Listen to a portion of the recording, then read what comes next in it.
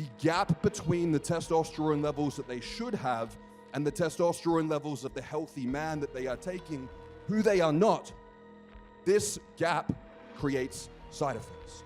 This is the umbrella for what causes the vast majority of issues that you see clinically. And men don't want to do the work, they want to take the pill.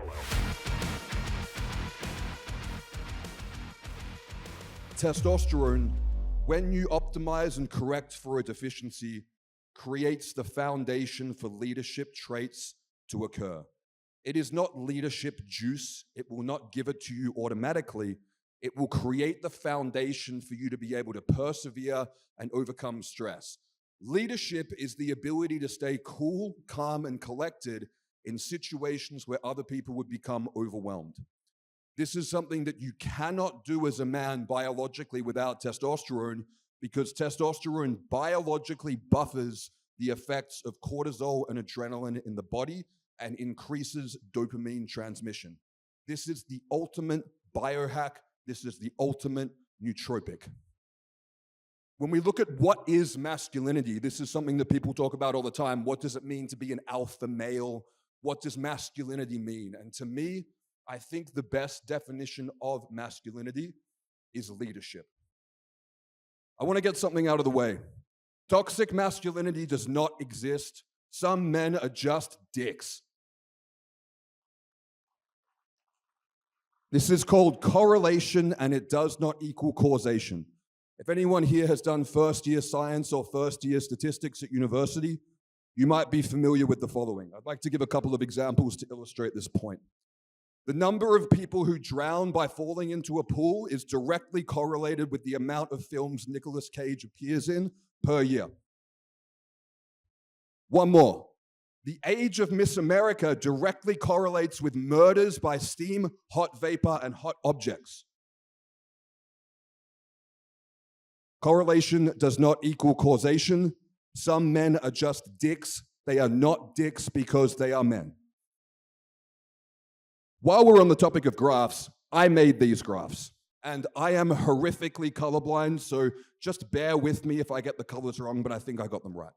So, on the vertical axis, we have the difficulty of life. And on the horizontal axis, we have age. Now, assuming that your upbringing isn't too traumatic, it should go something like this. It starts pretty cruisy as a toddler. Your responsibilities grow as you're an adult. And then as you get older as a man into your 30s and 40s, you are expected by society to have mastered something. Whether it is a skill, whether it is yourself, whether it is leading a family. There is a burden of performance on men, and this is not a bad thing. Life is intense sometimes, but it doesn't mean that it's bad. If you've just started TRT, it is completely normal to feel overwhelmed and confused. There's a lot of new territory to cover, and there is a lot of conflicting information. I wrote TRT 101 so that you can have everything that you need to know in an instruction manual in one place that you can refer back to, that you can have all the questions answered before they even come up. TRT 101 is my best practice approach for TRT from start to finish, and it contains everything that you need to avoid all the challenges and pitfalls that I've seen come up in my clients over the last 5 years.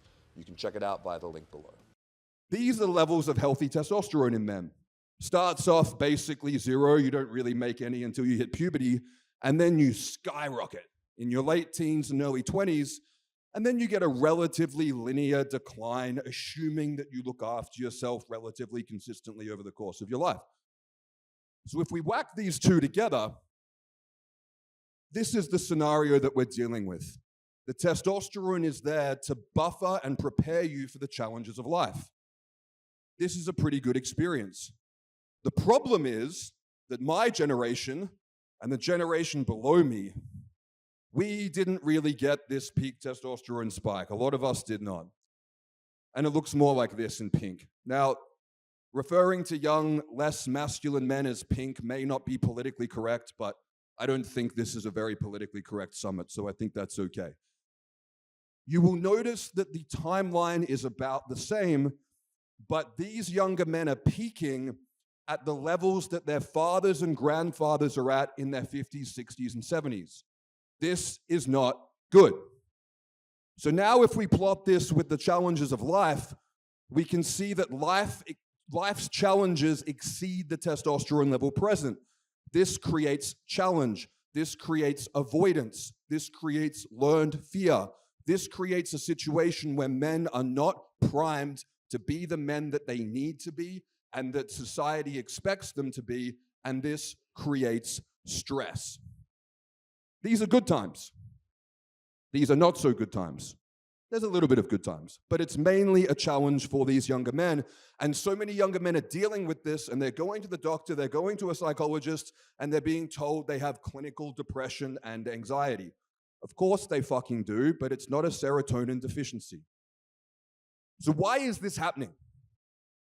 Humans are unknowingly victims, and we are not adopting a victim mentality about this, but we are unknowingly victims of biological warfare.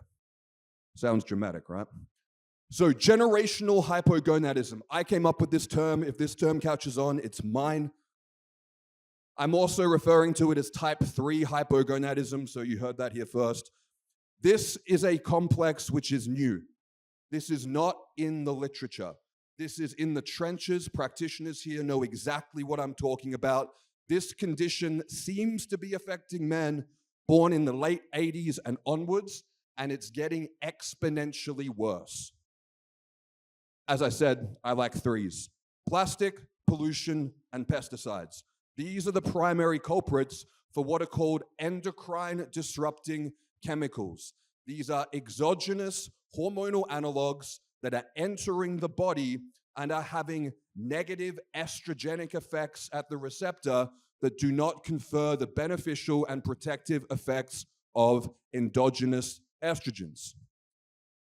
We are making this worse, and this is what I want to talk about today. Alcohol, poor sleep, poor hydration, poor diet, excess body fat. All of these things in isolation, yeah, you can deal with those. The human body is pretty resilient, but when you combine all these things with these, this is where we get a problem. These are the straws that break the camel's back. We are impairing our ability to detoxify these environmental toxins because we are not looking after ourselves properly. And this is a damn shame.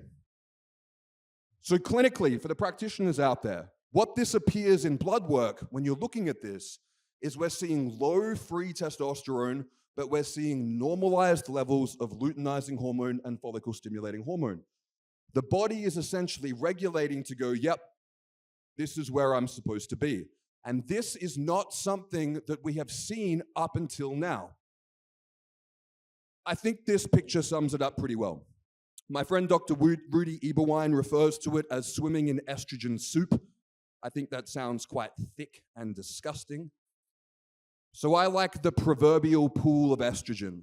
This is a fantastic metaphor for what is outside this building right now. Hormone optimization is not a bulletproof vest. I wish it was. It would make my job a fuck ton easier, but it is not. It is not a panacea, but it is a damn important tool to be able to regain your biological masculine birthright. We've got victim mentality, we've got entitlement, we've got it all. So, chronic stress. This is a huge problem whether we realize it or not. And chronic stress can be biological, chronic stress can be psychological, chronic stress can be circumstantial.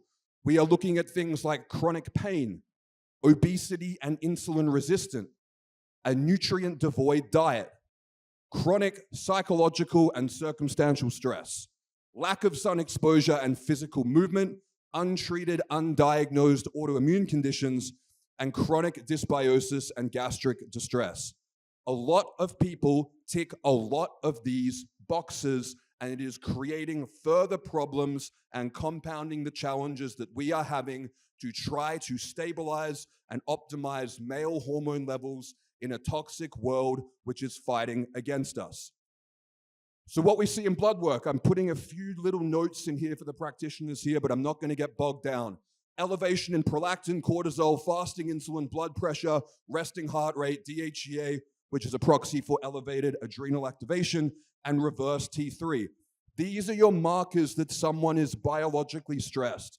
These are the objective markers in the blood work that they are stressed. We are seeing a reduction in immune system function, well-being goes to shit, sleep is disturbed, cognitive function goes down, sexual function goes down, libido and testosterone hit the gutter.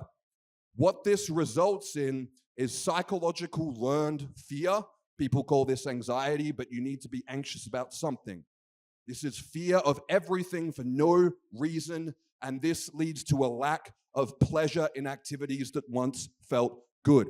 So many men out there are experiencing this, but are not talking about it because it is normal. Common is not normal. So, another note for the practitioners here. The number one cause of side effects on testosterone replacement therapy is the original unresolved cause of the secondary hypogonadism and the maladaptive coping mechanisms that came with being hypogonadal for a prolonged period. What does this mean? Feeling like shit often leads people to doing things that are shit for them to try to make them feel better in the short term. When we take someone who has their hormone levels suppressed because they are not looking after themselves properly, and we pump them full of testosterone to match that of a healthy man, it doesn't work out very well. Self-love is not unconditional. It's not. That voice that keeps you up at night because you're not living up to your potential because you feel guilty, self-love is not unconditional, it must be earned. Life gives you participation medals, but that voice inside your head, he knows exactly who you are when no one's around. He knows exactly when you do and don't keep the word to yourself that you say you'll do.